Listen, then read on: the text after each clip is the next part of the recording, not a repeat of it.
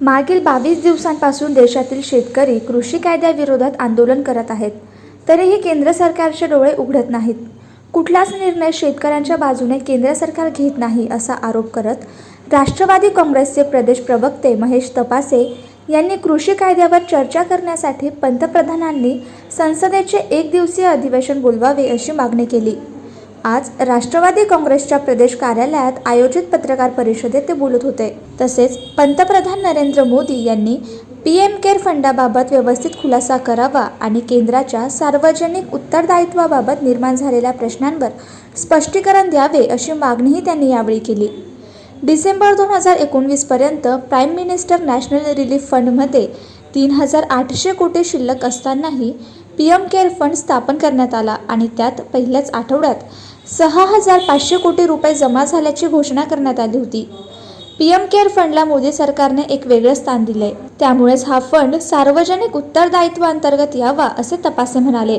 केंद्रीय वित्तमंत्र्यांनी फंड संदर्भात खुलासा करून लोकांच्या मनातील संशय दूर करावा अशी मागणी महेश तपासे यांनी केली. मध्ये आहे की नाही ह्याच्या संदर्भात जो प्रश्नचिन्ह निर्माण झालेले आहे त्याचं स्पष्टीकरण भारत सरकारने करण्याची आवश्यकता आहे. हा fund public charitable trust 27 March रोजी बनवण्यात आला.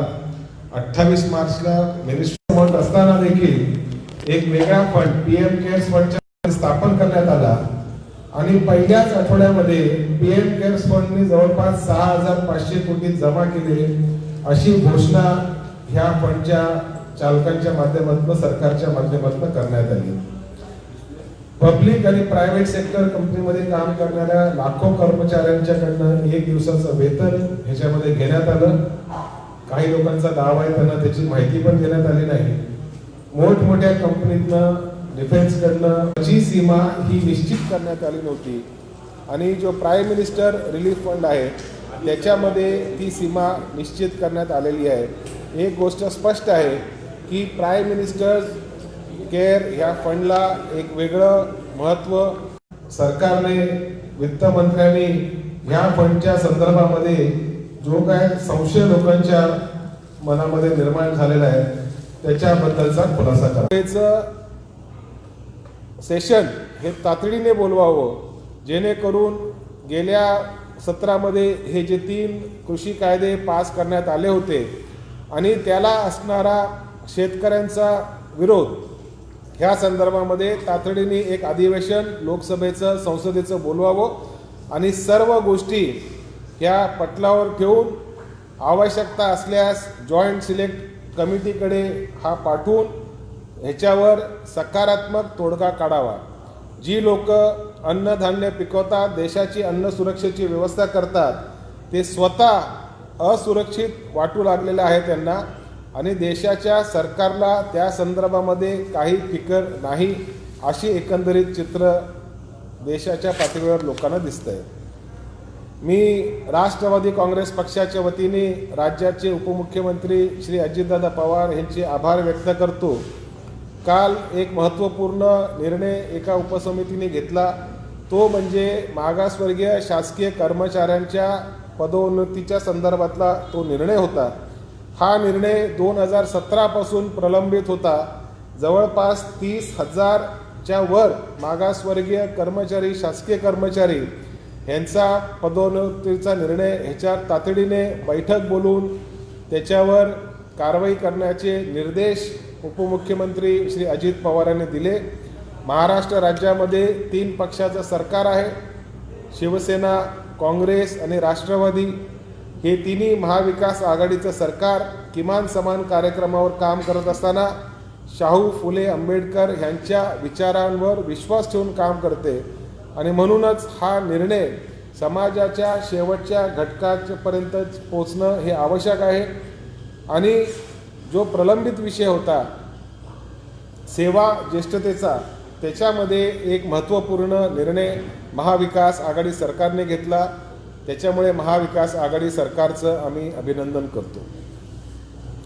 The NCP demands that the PM care fund should be brought under public accountability and the government should express full clarity about the fund. The PM CARE Fund was created as a public charitable trust on 27th March 2020.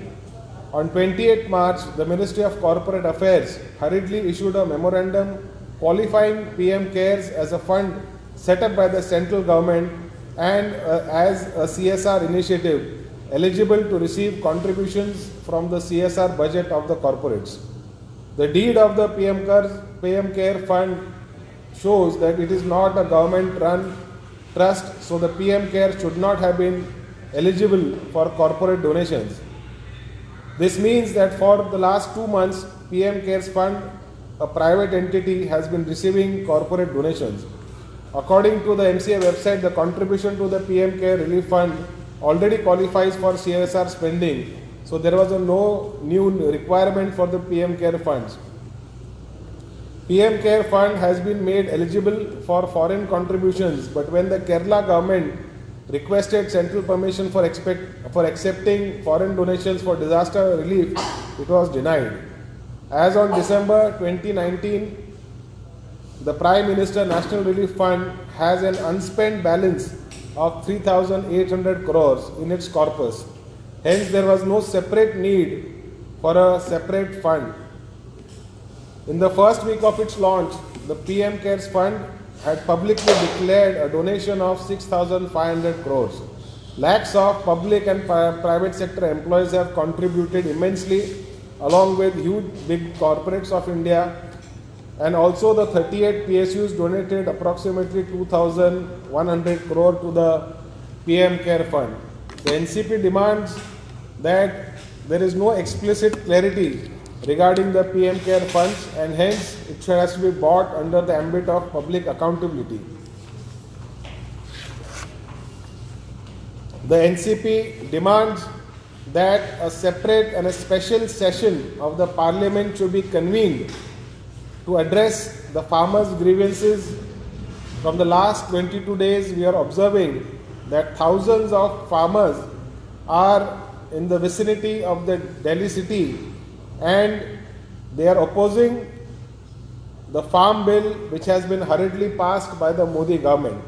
The NCP demands that the Prime Minister should convene a special session of the Indian Parliament where these farmers' concerns, their apprehensions need to be addressed. Approximately 20 farmers have laid down their lives, and yesterday a spiritual leader killed himself demanding the rollback of the farm laws.